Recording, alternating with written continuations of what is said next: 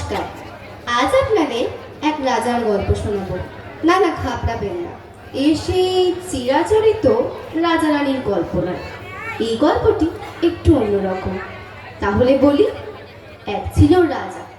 রাজার ভারী অসুখ, কিন্তু অসুখটা যে ঠিক কি তা কেউ বলতেই পারে না, আর অসুখ সারাতেও পারে না। বলবেই বা কি করে? রাজা তো নিজেই বোঝেন না সমস্যাটা কোথায়। তুমি খালি একটু কিবোর্ডটা একটু লাইনটা দাও। আর যে পারি না, খুব কষ্ট, খুব কষ্ট, আর পারি না। আমার যে ভারী অসুখ, সারা শরীরে ভীষণ কষ্ট, আর পারি না। কি কষ্ট! নানা জায়গা থেকে হাকিম, বদ্যি, রাজবৈদ্য, কবিরাজ সবাই উপযুক্ত পারিশ্রমিকের লোভে রাজামশাইকে দেখতে আসলেন।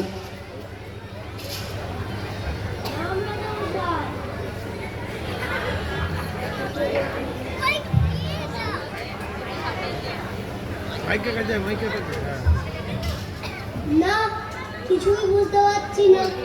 রাজামশাই কি অসুখ হয়েছে? বুঝবে কি করে, আর সারাবেই বাকি। অসুখ তো আর সত্যিকারের নয়। রাজামশাই কেবলই বলেন ভারী অসুখ। অসুখটা যে ঠিক কোথায় তা তিনি নিজেই বুঝতে পারেন না। কত রকমের কত ওষুধ খাওয়ানো হলো রাজামশাইকে, কিছুতেই কিছু হলো না। মাথায় বরফ দেওয়া হলো, পেটে সেক দেওয়া হলো, তবুও অসুখের কোনো কিনারাই হলো না। শেষমেশ ওঝাও ডাকা হলো। এই কাজ কোনো দুষ্ট ভূতে, আর আমি সব ভূত তাড়াতে পারি। আমার নাম খ্যাপা ওঝা। আরে এ তো মামদ ভূত। ওরে বাবা রে!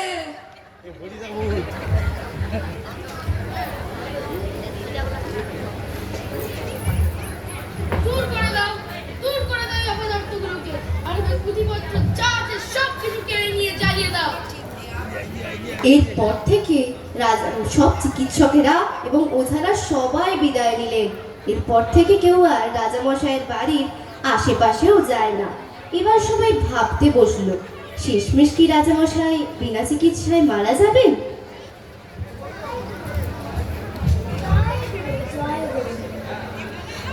আমি এই অসুখ সারাবার উপায় আমি জানি, কিন্তু তা ভারী শক্ত। তোমরা কি তা করতে পারবে? কেন পারবো না? খুব পারবো। জান দিতে হয়, জান দেব। ঠিক আছে, তাহলে প্রথমে একটি লোক খুঁজে আনো যার কোনো ভাবনা নেই, সব সময় তার মুখে হাসি লেগেই আছে, সব অবস্থাতেই সে খুশি থাকে। তারপর তারপর ওই লোকের গায়ের জামা যদি রাজামশাই একদিন পরে থাকেন, আর ওই লোকের তোষকে যদি এক রাত্রি ঘুমিয়ে থাকেন, তাহলে রাজামশাই সব অসুখ সেরে যাবে। এ তো চমৎকার কথা। তাড়াতাড়ি রাজামশাইয়ের কাছে খবর গেল। আরে এই সহজ উপায়টা থাকতে এতদিন সব করছিল কি? এটা কারো মাথায় আসেনি? এই মন্ত্রী, এদিকে আসো। এক্ষুনি খোঁজ করে সেই হাসিওয়ালা লোকটার জামা আর তোষক নিয়ে আসো। চারিদিকে লোক ছুটলো, রাজ্যময় খোঁজ খোঁজ রব পড়ে গেল। সবাই সেই লোকটির সন্ধানে যায় এবং ফিরে এসে বলে, কোথায় সেই লোক যে সর্বদাই হাসি মুখে, যার সর্বদাই খুশির মেজাজ? কই, তেমন লোকের তো সন্ধান পাওয়া গেল না। সবার মুখে একই কথা। এদের দিয়ে কোনো কাজ হয়? এ মূর্খেরা খুঁজতেই জানে না। যাই, আমি যাই শেষমেশ সেই অজানা লোকের খোঁজ করতে।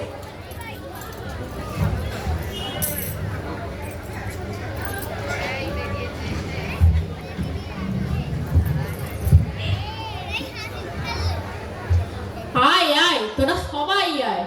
আজ আমি খুব খুশি। তোদেরকে আজ আমি প্রাণ ভরে দান দেব। এই আয় আয় আয়।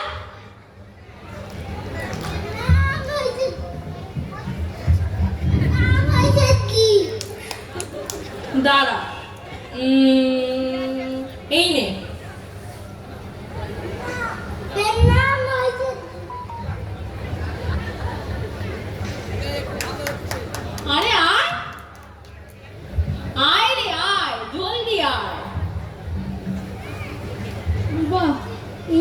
লোকটাকে তো বেশ হাসি খুশি দেখাচ্ছে, এর তো অনেক টাকা পয়সাও আছে দেখছি। তাহলে দুঃখই বা কিসের আর ভাবনাই বা কিসের? যাই, ওরই একটা জামা আর তোষক নেওয়া যাক। মন্ত্রীমশাই এরকমই ভাবছেন, ঠিক তখনই ঘটলো এক ঘটনা। এই দাঁড়া, ছোট লোক কোথাকার! আমি তোকে দান দিলাম আর তুই বেটা আমার পেনলাম না করে চলে যাচ্ছিস। ঠিক? খবরদার, খবরদার!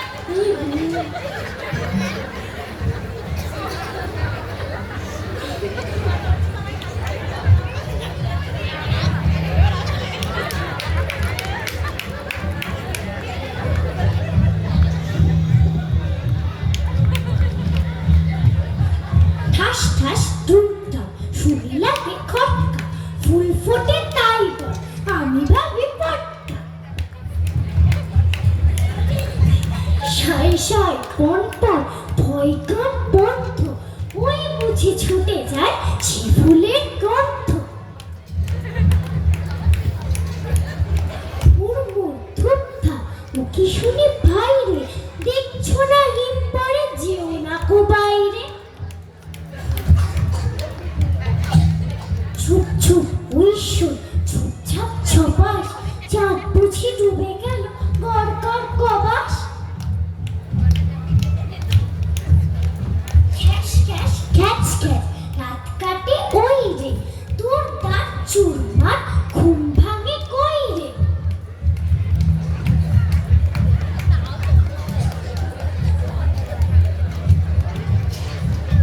ঘর ঘর ফন ফন ঘুরে কত চিন্তা, কত মন নাচে সব ঠেক ঠেক। ঠুম ঠাম ঠম ঠম কত ব্যথা বাজে রে, ফট ফট বুক ফাটে তাই মাঝে মাঝে রে। হই হই মার মার পাপ পাপ চিৎকার, মালকোচা মারে বুঝে সরে পড় এইবার। এমন আমুদে লোক থাকতে কিনা আমার লোকগুলো সব হতাশ হয়ে ফিরে যায়। ও ভাই ভাই, ও ভাই ভাই, একবার এদিকে শোনো। বলছি এই লোকটা কে? হ্যাঁ, এ হচ্ছে গড়া হাঁটার, দেখছেন এখন কেমন খুশ মেজাজে আছে, কিন্তু সন্ধ্যা হলে এর মাতলামি চেঁচামেচি আর উৎপাত শুরু হয়ে যায়। এর গালাগালিতে পাড়া থেকে সৃষ্টিতে পারে না। এ বাবা! মন্ত্রীমশাই হতাশ হয়ে সন্ধ্যার সময় বাড়ি ফিরলেন এবং সেই দিনও তিনি সেই লোকটির সন্ধান করতে পারলেন না। সারা দিন ধরে খুঁজতে খুঁজতে তিনি প্রায় ক্লান্ত। এভাবে আস্তে আস্তে তার উৎসাহ প্রায় ফুরিয়েই এসেছে। এর মধ্যে হঠাৎ একদিন রাস্তার ধারে একটি গাছতলায় তিনি এক পাগলা গোছের লোকের দেখা পেলেন।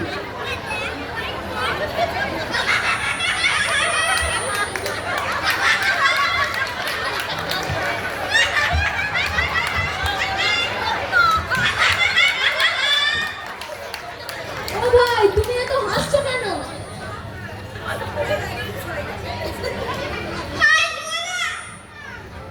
পৃথিবী গড়গড় করে ঘুরছে, গাছের পাতা সরে সরে যাচ্ছে, ঘাসে ঘাসে মাঠ এই চা মাঠে মাঠে ঘাস গজাচ্ছে, রোদ উঠছে, বৃষ্টি পড়ছে, পাখিরা এসে বসছে, আবার উড়ে যাচ্ছে। এসব চোখের সামনে দেখছি আর হাসি পাচ্ছে। সে না হয় বুঝলাম, কিন্তু শুধু শুধু হাসলে তো আর দিন চলে না। তোমার কোনো কাজ কর্ম নেই? তা কেন থাকবে না? সকালে উঠে নদীতে যাই, সেখানে স্নান টান সেরে লোকের কথাবার্তা যাওয়া আসা এসব তামাশা দেখি, তারপর আবার এই গাছতলায় এসে পড়ে থাকি। এতদিনে ঠিক মতন লোক পাওয়া গেছে, ওরই একটা জামা নেওয়া যাক। যেদিন খাওয়া পাই খাই, যেদিন না পাই খাই না। বেড়াতে ইচ্ছে করলে বেড়াই, ঘুম পেলে ঘুমিয়ে পড়ি, কোনো ভাবনা চিন্তা হট্টগোল কিছুই নাই, ভারী মজা। যেদিন খাওয়া পাওয়া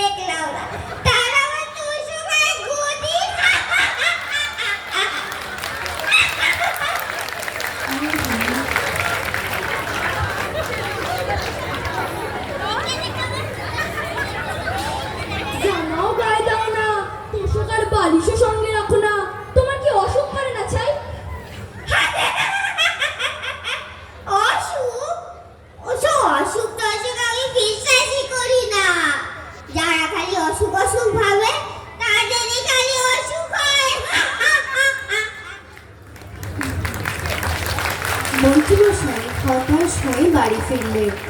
রাজার কাছে খবর গেল। রাজা মন্ত্রীকে ডেকে পাঠালেন। মন্ত্রীর মুখে সব কথা শুনে রাজা মন্ত্রীকে বিদায় দিলেন।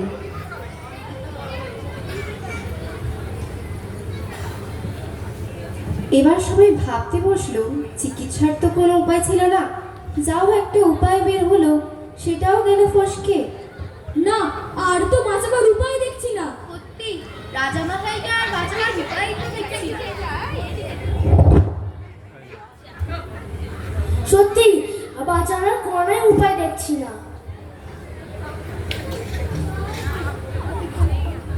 জয় গুরু, জয় গুরু।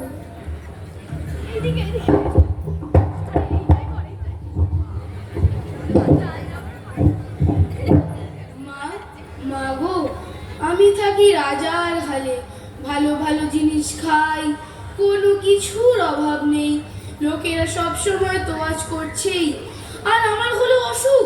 আর ওই হতভাগা ফকির, যার কিনা চাল চুলো কিচ্ছু নেই, জামা নেই, কম্বল নেই, গাছতলায় পড়ে থাকে, যা পায় তাই খায়, সে কিনা বলে অসুখ টসুখ কিছু মানেই না।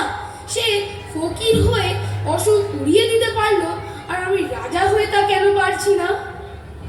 মহারাজ, ওই যে অবতার পুরুষ বলে গেলেন, চাওয়াটাই না পাওয়ার দুঃখ। কিছু চেয়েও না, দুঃখ তোমার কি করবে?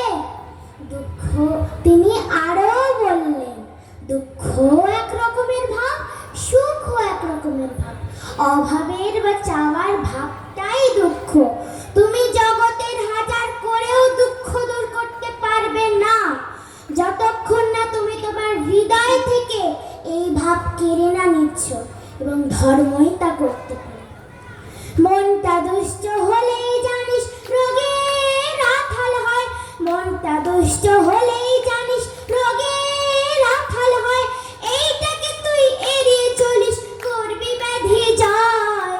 এইটাকে তুই এড়িয়ে চলিস, করবি ব্যাধি যায়।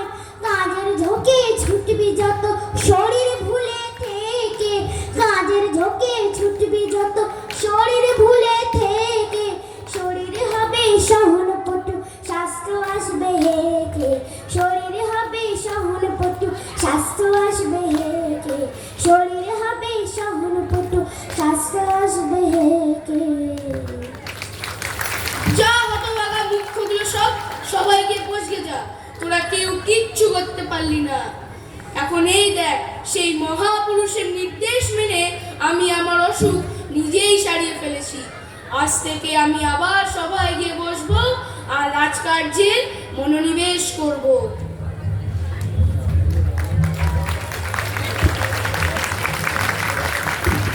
বন্দে পুরুষোত্তমম, বন্দে পুরুষোত্তমম, বন্দে পুরুষোত্তমম। জয় গুরু। জয় গুরু। আপনাদের সাথে একটু পাত্র পরিচয় করিয়ে দিই। সূত্রধর উত্থিতা বৈরাগী, রাজামশাই অরগ্নি পাল, একটু জোরে তালি দিন বাচ্চাদের জন্য। সন্ন্যাসিনী সুনন্দা মজুমদার, মন্ত্রী মনোজিৎ হাই, কোটাল কি বর্মন জানতো, স্নিগ্ধা বর্মন, সেনাপতি